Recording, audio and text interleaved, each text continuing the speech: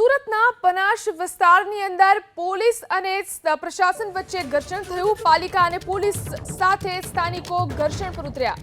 જર્જરિત આવાસના કનેક્શન કાપવા માટે પાલિકા અને પોલીસ ત્યાં પહોંચી હતી।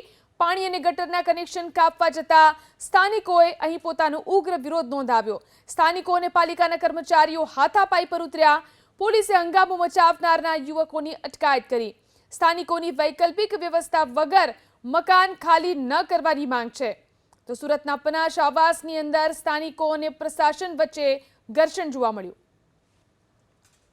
હમણાં વરસાદ પાણીમાં ઘર દોરવા આવ્યા છે તો છોકરાઓને લઈને જાય કા અને આટલો અમને સમય આપતે અમને ઘેરના બદલે ઘેર જોવે નહીં આપે તો અહીંયા બાંધીને આપો અને અમને ભાડું જોવે।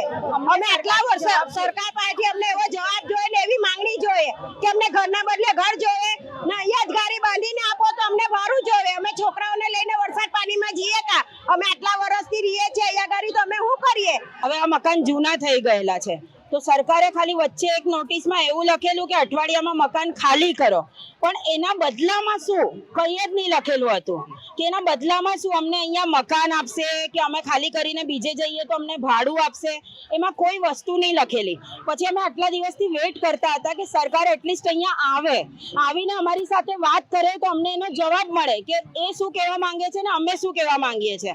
અમારું કહેવાનું એમ હતું કે અમને ઘરની બદલે ઘર જોઈએ। આજે અમે 25 વર્ષથી અહીંયા રહીએ છીએ તો અમે જઈએ કાં।